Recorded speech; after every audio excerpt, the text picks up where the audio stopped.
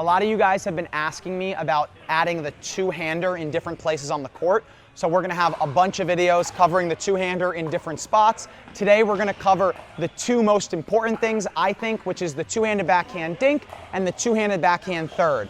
The reason we're gonna go over both of them is because the shot is very similar in technique, so we're gonna be able to cover both in this video. The reasons you wanna use this shot are, one, because it's gonna allow you to apply pressure off the backhand side. The same way topspin allows us to add pressure off the forehand side, having that on the backhand side is a threat.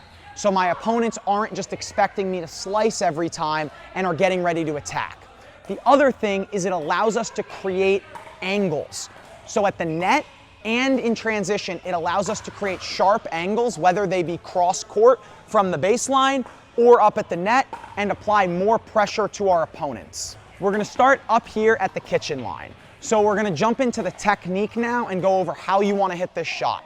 So again, this shot is going to be mainly hit with your offhand. So for me, I like one finger on the back, a lot of players do. So you're probably either gonna have it in kind of this grip, or maybe this one if you can fit both hands on the paddle.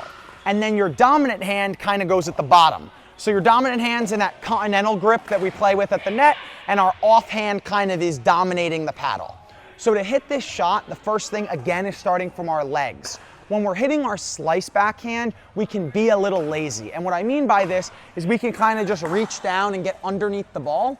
With the topspin backhand, it is not the case. We need to make sure we get low for this shot. That's because we have to be getting underneath the ball to brush up the back. So if I'm hitting the top of the ball and I'm hitting topspin, the ball goes down. So I really need to focus on getting that bottom part of the ball. So our contact point on the ball is going to be down here at the bottom. So it's not going to be directly underneath, obviously, but we can't be hitting the ball up here because that ball is going to go straight into the net. That's one of the biggest problems with this shot. You're going to see when you hit it, if you pop up and raise that contact point, what happens a lot is this, and the ball goes right into the net like that. Now with our hands, what we're going to do is after we've dropped low, we're going to drop our paddle head a little bit like this, not a ton. We're not gonna go anything crazy like that. We're just gonna drop our paddle head a little bit and brush up to our shoulder. So again, it's a short swing, right? There's not a big back swing. It's just down and up, down and up. That's what's gonna allow us to replicate this motion and be very consistent. But we're still able to get a lot of topspin and apply a lot of pressure. Now there's two different options for what we wanna do with the face. Personally, I like getting the side of the ball because it keeps it a little shorter in the kitchen. So you can see how my face is pointing already where the ball's going. I think this is the simplest. Some other people like to do it more like a tennis stroke, more like a drive, where they loop with the face more like this and brush up the back. We're not gonna focus on that as much, but if you're somebody that likes breaking this front wrist and pushing through, that is okay. For me and for the rest of us, we're gonna focus on keeping this front wrist in line with our arm. So you can see how I'm not doing this, I'm keeping it in line. That's what allows me to get that side spin on the ball and keep it a little bit shorter in the kitchen. Guys, I'm really paying attention to all the comments you're leaving, and I'm making sure that I cover all of the things that you guys have questions about. So don't forget to subscribe so you don't miss any. The last thing for you guys to focus on is our feet. So when we hit these balls, you have a couple options. I think the easiest way to do it is get in a semi-closed stance. So have the feet pointing to where the ball is going to go.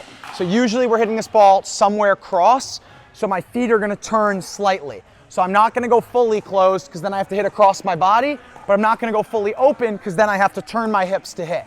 So we're gonna kind of have our feet pointing to where the ball is gonna go and then hitting along that line. Now I'll demonstrate what I'm talking about. I want you guys to pay attention to how I'm able to shape the ball, get it down, and how it is a more aggressive shot than, let's say, a slice dink.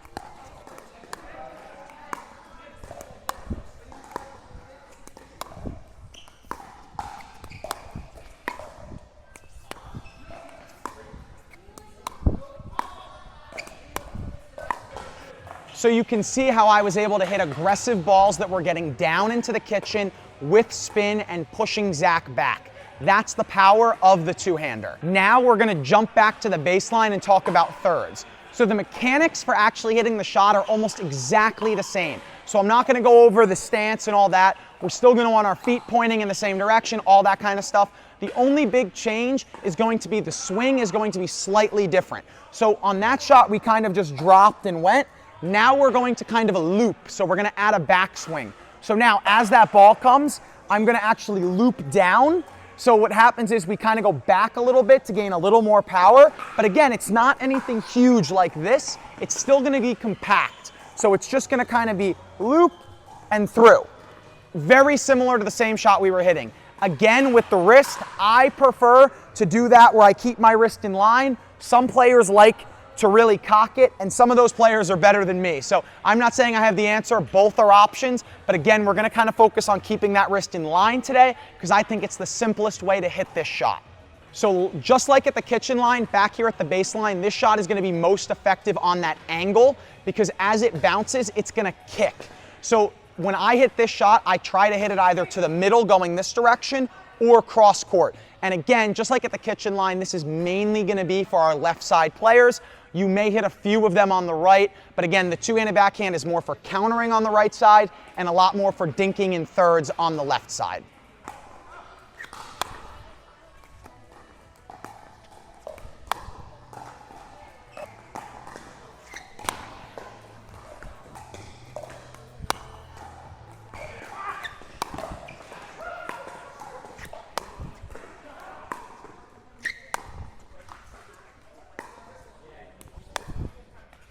So again, today we were mainly focused on how to hit it, but again, why we're hitting that shot, you can see how when it hits, it's faster than a slice dink, it's more aggressive, it's going to apply more pressure.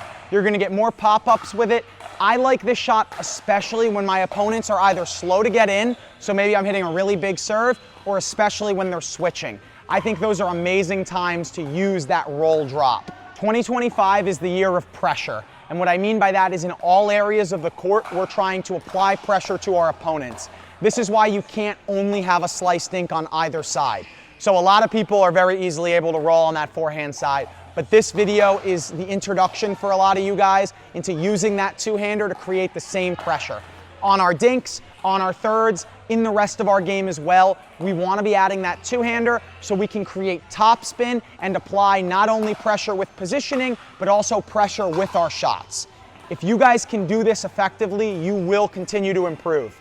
Thank you guys for watching, and I'll see you soon.